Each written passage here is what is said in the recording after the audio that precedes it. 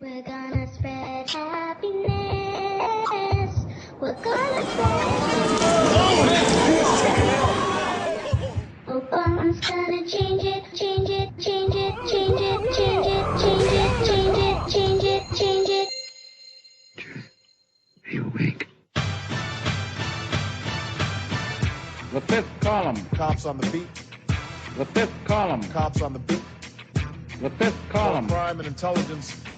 The fifth column. Cops on the beat. There comes a time when silence is betrayal. The fifth column. The fifth column. Fingerprints or facial recognition. Fingerprints or facial recognition. Biometric tracking. Biometric. Facial recognition. Let me tell you why you're here. You're here because you know something. What you know you can't explain, but you feel it. The fifth column. The Fifth Column is your insurrectionist news source covering the ongoing revolution and struggle for freedom in America. Brought to you by the American Freedom Radio Network in partnership with Atlas Media Online. The Fifth Column, speaking truth to power. And now, here's your host, Hank Xavier, the HX. Welcome back to the program, ladies and gentlemen. You are now tuned into the Fifth Column. I am the one and only H to the IZX, Hank Xavier, if you know me, on this Wednesday. What's the date? August the 12th edition of the Fifth Column here on American Freedom Radio Network. So we've been talking about how the right has taken leftist positions and redefined everything to appear as right wing.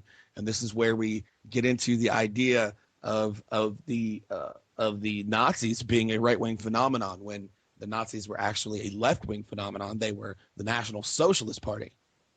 One of the most striking examples of the big lie tactic. And if you don't know what the big lie is a propaganda technique.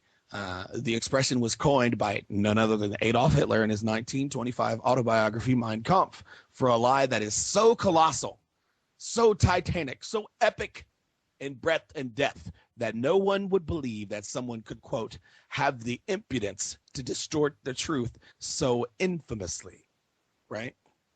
This is Hitler doctrine. One of the most striking examples of the big lie tactic is the left's ability to pass off fascism and Nazism as a phenomena of the right. Mussolini, the father of fascism, came from a socialist background and was inspired by Democrat Woodrow Wilson, who's been called the world's first modern dictator.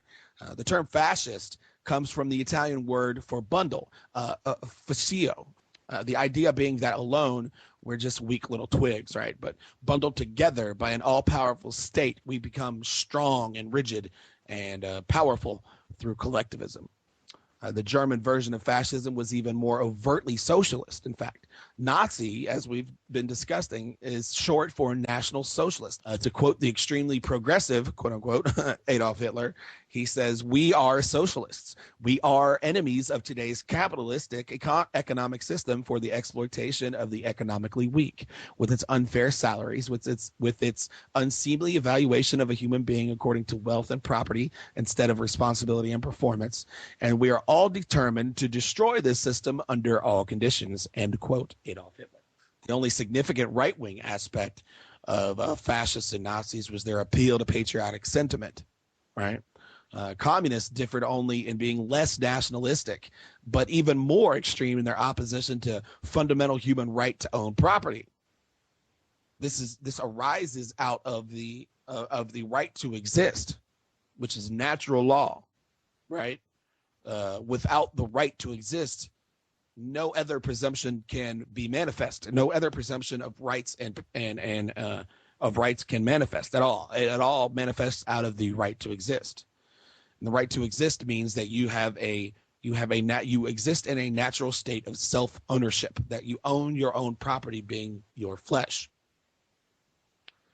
And the communists were even more extreme in their opposition to that right, to the right of property ownership and self-ownership. Even communists, however, have exploited patriotism. World War II was known in the Soviet Union as the Great Patriotic War, even. No one would lump conservatives in with communists, of course.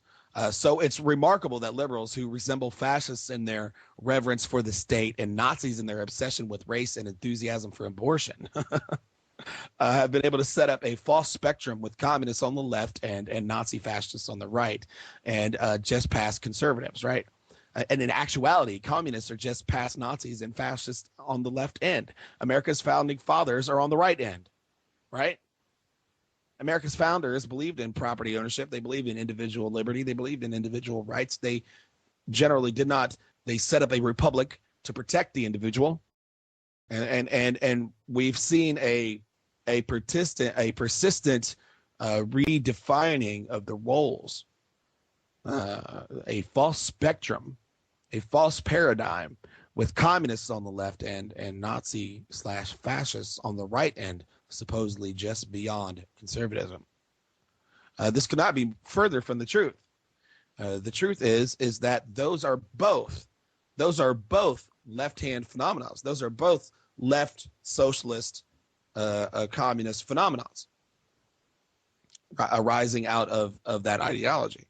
Despite the similarity between communism and fascism/Nazism, progressives want to disassociate themselves from the latter and hang it around conservatives' necks, because World War II conditioned us to perceive fascists as enemies at a visceral level, right? Although communism is, if possible, even more hostile to American principles.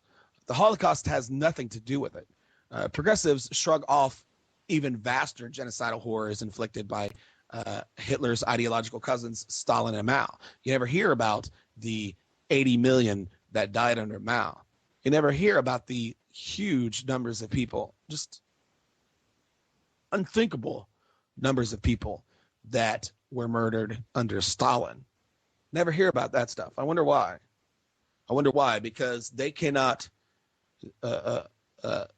the socialist revolution in America finds it difficult to make the public perceive Stalin and Mao, who were communist leftists, as a right-wing phenomenon, right? They can't make people believe that Stalin and Mao are right-wing. Nobody's going to buy it. Everybody knows that the commies are left socialists, and they're just not going to buy it. It's too close to recent memory, and it hasn't gone down the memory hole just yet. Excuse me. So the progressive push in America has a hard time describing Stalin and Mao as a right-wing phenomenon. So they use the Nazis instead, because Americans at large were opposed to fascism at a visceral level, right? It completely is contrary to our American instinct. Liberals' beloved moral equivalence comes into play here, pointing out that democratic policy taken to its natural conclusion leads inevitably towards communism, as Barack Obama has been making so epically obvious, and can be countered with the false argument that conservative principles would similarly lead to an American version of the Third Reich. Once again, we're told that what they're doing is okay because other people are potentially just as bad.